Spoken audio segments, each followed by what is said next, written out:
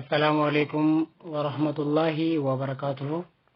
Akkam jirtu kabajamtootaaf jaalatamtoota hordoftoota sagantaa keenya baga nagaadhaan dhuftan isiniin jedha. Warri haaraan illee akkasuma baga nagaadhaan dhuftanii ani arra barnoota tokko isinii qabadhe dhufee jira jechuudha. Barnoota biraati. Kana dura waa'ee TikTokii isin barsiisaan ture. Arra barnoonni kiyya waa'ee Facebookaa wajjin wanta wal qabatudha jechuudha.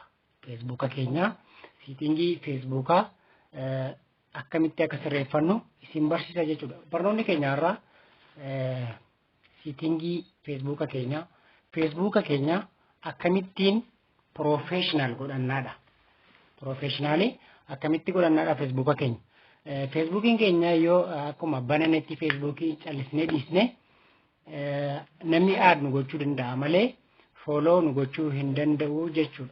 Facebookiin ammoo namni friend nama godhee 5,000 yoo ol darbee 5,000 ol darbuu hin danda'u jechuudha. Haga 5,000 qofaatti namni aad friend nama gochuu danda'a. Isinillee haga sana qofaa deebisuu fi dandeessu jechuudha. Yoo ammootu Facebooka keessan professional godhattan 5,000 ol haga barbaade namni follow isin gochuu danda'a jechuudha. Akka peejiitti jijjiiruudha jechuudha.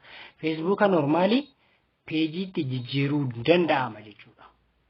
Peejii kan biraa osoo hin banin Facebookuma dur callisnee akkuma nama akkamiituu bananne peejii gochuu dandeenya. Nama akkamittiin follow nu gochuu akkamittiin akka danda'u isin barsiisa. Akkasumallee jechuudha guddisuu danda'a hin guddata jechuudha. Facebookiin akka kana akka dafee guddatu ta'aa jechuudha. Lakkoofsi keenya meeqa yoo ta'e iyyuu jechuudha namni follow nu gochuu danda'a jechuudha. Garuu isa kan 5,000 ol gochuu hin danda'u waan ta'eef kana barachuu qabdu jedhee yaadeetan akkan ofii kiyyaa itti fayyadamutti kiyyallee akkan taasisetti isin barsiisuuf dhufee jira jechuudha. Egaa yeroo hunda barnoota kiyya keessatti barnoota dhugaa ta'e waan ofii kootti fayyadamee beeku waan qabatamaa isin barsiisaadha jechuudha. Maaliif sababiin isaa waan qabatamaa tokko uummanni keenya baruu qaba. Namoonni baay'een waan qabatamaa ta'ee hin barsiisan jechuudha. Yeroo baay'ee kan namni raa ta'u jira jechuudha. YouTube ofii guddifachuudhaaf fi maallaqa argachuudhaaf waan hubannoo isaatti hin qabne namni poostii godha. Isa kanarraa ofii kiyya waan baay'ee itti miidhameef kana dura akkaawuntii kiyya illee gubee beeka jechuudha. Bilbila kiyya restore godhee beeka jechuudha. Waan namni barsiisurraa sooba ta'uu isaarraan kan ka'e jechuudha. Isa kanaafi ani immoo ofii kiyyaa yeroo hunda wanti isin beeku qabdan waan dhugaa ofii kiyyaa fayyadamee jiru qofaan isin barsiisa. Isa kanaaf hordofaa, laayikii godhaa, subscribe godhaa, maatii naataa, wal haa guddisnu, wal haa jabeessinuudha, wal haa barsiisnuudha yeroo hundumaa. Kanaaf warri haaraan ilaaltaniituma biran darbinaa. Irraallee fayyadamaa.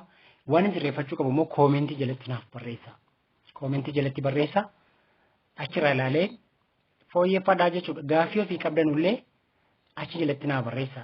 Yoon ofii kiyya hin beeku ta'e kan beeku jalaa qoradhii fideetan isinii dhiyeessa, isiniif hojjedha. Kanaaf isin hordofuutti qophii ta'a. Ani isinin barsiisa.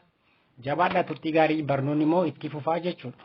Assalamualaikum warahmatullahi wabarakatuh. Kam jirtu kabajamtootaaf jaalatamtoota hordoftoota sagantaa keenya har'a barnoota tokko qabadhee isinii dhufe. Barnootichis maal yoo jettanii Facebooka keenya akkamittiin gara professionaaliitti jijjiirra yookaan Facebooka gara peejii gochuu dandeenya jechuudha. Akka namni follow nu godhu jechuudha. Maaliif sababiin isaa yeroo laayikii follow friendiin keenya 5,000 ol darbu 5,000 ga'u ol darbuu hin danda'u jechuudha.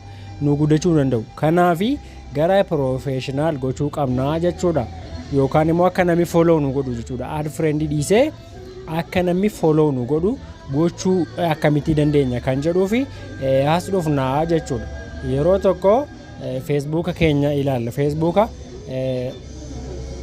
Facebookiin keenya isa kana ta'uu hin qabu jechuudha. Isa kana miti.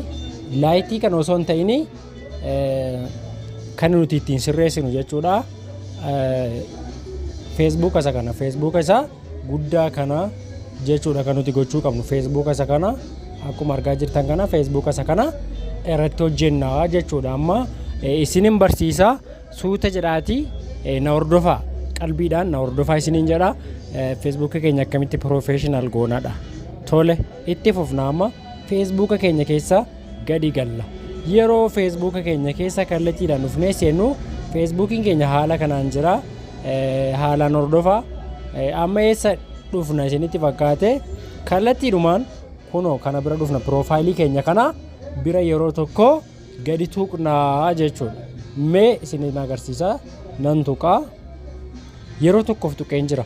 Amma feesbuukiin kiyya haala kamiin naa baasiseetanii kunoo haala kanaan naa baase haala kanaan naa baasa laa kuni akkanatti jira jechuudha.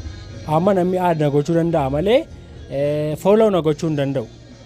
Follow na godhee kumni kudhanis kumni digdamis yoo follow na godhee follow irratti rakkoon qabu. Friendii garuu 5,000 ol nu gochuu hin danda'u jechuudha. Amma haala kanaan jira na hordofaa. Eessa keessatti sirreessina kan jedhu waliin ilaalla.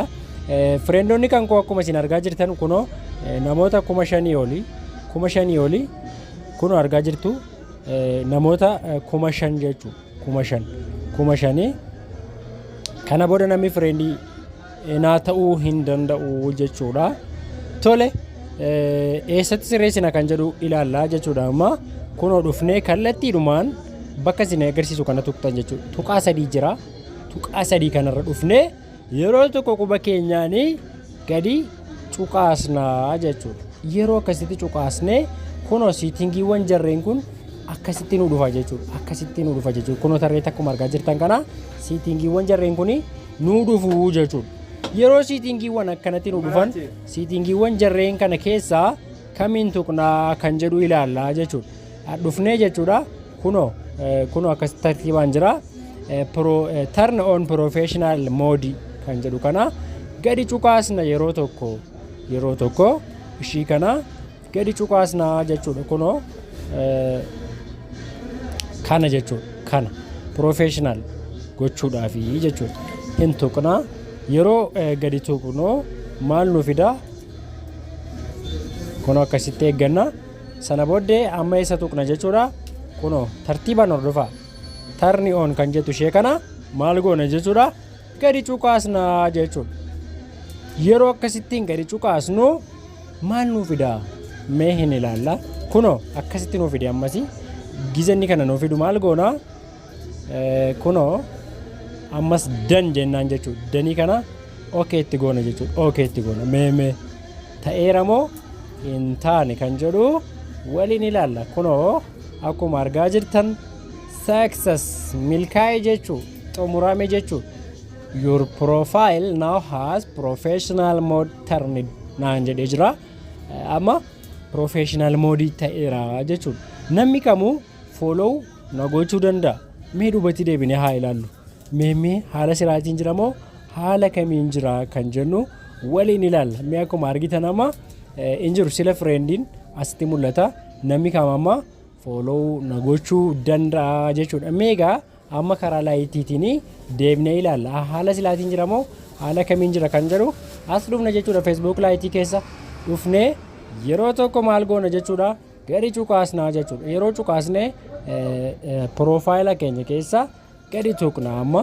Okay, akkuma argaa jirtan kunoo namni 5,000 follow na godhee jira. Ani namni following godhe nama 200 fi 49 jechuudha. Kunoo haala kanaan nuuf fidee jira jechuudha. Haala kanaan nuuf fidee jira. Kunoo akkuma argaa jirtan ishee kana jechuudha. Ishee kana kunoo akkanatti nuuf fide jechuudha. Namoonni kamiyyuu gaama friendii nu ta'uu danda'u, follow nu gochuu danda'u, nu hordofuu danda'u. Kanaaf isinis immoo hin dagatinaati kottaa feesbuuka kiyyaa maal godhaa isiniin jedha maatii ta'a waan hin asirratti dubbadhu na hordofaa isiniin jedha. Maqaan kiyya akkuma asirratti argaa jirtan Daliil Abbaa Dammaati jechuudha. Daliil Abbaa Dammaan jedhama. Galatooma ulfaadhaa fayyaa ta'a. Barnoota kanarratti gaaffii yoo qabaattan naa dhiyeessaadha. Naa barreessaa koomentii irratti jajjabina yaada qabdanu naa kenna.